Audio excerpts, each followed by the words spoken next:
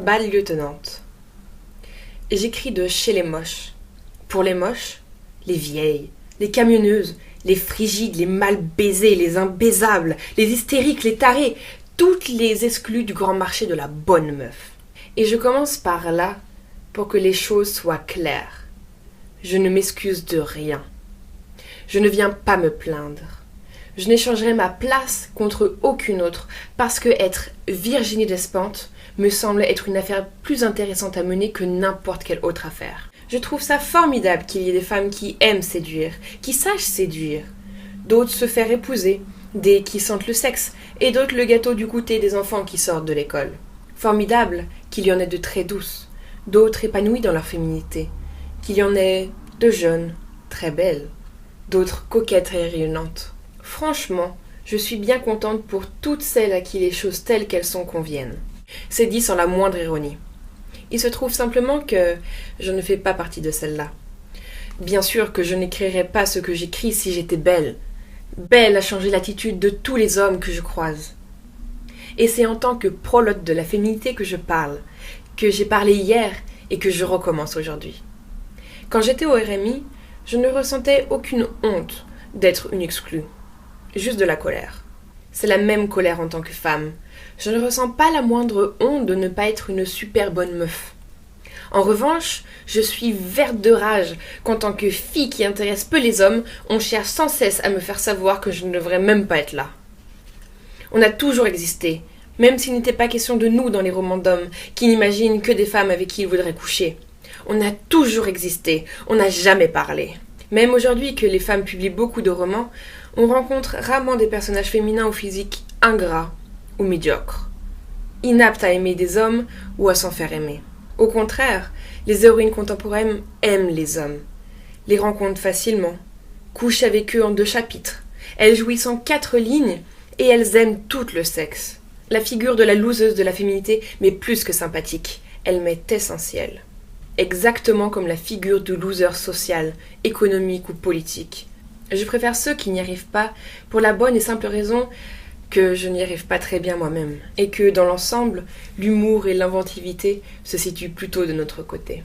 Quand on n'a pas ce qu'il faut pour se la péter, on est souvent plus créatif. Je suis plutôt King Kong que Kate Moss comme fille. Je suis ce genre de femme qu'on n'épouse pas, avec qui on ne fait pas d'enfants. Je parle de ma place de femme toujours trop ce qu'elle est, trop agressive, trop bruyante, trop grosse, trop brutale, trop hirsute, beaucoup trop virile, me dit-on. Ce sont pourtant mes qualités viriles qui font de moi autre chose qu'un cas social parmi les autres. Tout ce que j'aime de ma vie, tout ce qui m'a sauvée, je le dois à ma virilité. C'est donc ici, en tant que femme inapte à attirer l'attention masculine, à satisfaire le désir masculin et à me satisfaire d'une place à l'ombre que j'écris. C'est ici que j'écris, en tant que femme non séduisante, mais ambitieuse, attirée par l'argent que je gagne moi-même, attirée par le pouvoir de faire et de refuser, attirée par la ville plutôt que par l'intérieur, toujours excitée par les expériences et incapable de me satisfaire du récit qu'on m'en fera. Je m'en tape de mettre la gaule à des hommes qui ne me font pas rêver. Il m'est jamais apparu flagrant que les filles séduisantes s'éclataient tant que ça. Je me suis toujours sentie moche. Je m'en accommode, d'autant plus que ça m'a sauvée d'une vie de merde à me coltiner des mecs gentils qui m'auraient jamais emmené plus loin que la ligne bleue des Vosges.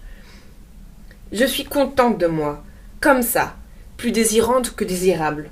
J'écris donc d'ici, de chez les invendus, des tordus, celles qui ont le crâne rasé, celles qui ne savent pas s'habiller, celles qui ont peur de puer, celles qui ont des chicots pourris, celles qui ne savent pas s'y prendre, celles à qui les hommes ne font pas de cadeaux, celles qui baiseraient avec n'importe qui voulant bien d'elles, les grosses putes, les petites salopes, les femmes à chatte toujours sèches, celles qui ont de gros bides, celles qui voudraient être des hommes, celles qui se prennent pour des hommes, celles qui rêvent de faire les hardeuses, celles qui n'en ont rien à foutre des mecs, mais que leurs copines intéressent, celles qui ont un gros cul, celles qui ont des poils drus et bien noirs et qui ne vont pas se faire épiler, les femmes brutales, bruyantes, celles qui cassent tout sur leur passage, celles qui n'aiment pas les parfumeries, celles qui se mettent du rouge à lèvres trop rouge, celles qui sont trop mal foutues pour pouvoir se saper comme des chaudasses mais qui en crèvent d'envie, celles qui veulent porter des fringues d'hommes et la barbe dans la rue, celles qui veulent tout montrer, celles qui sont pudiques par complexe, celles qui ne savent pas dire non, celles qu'on enferme pour les mater,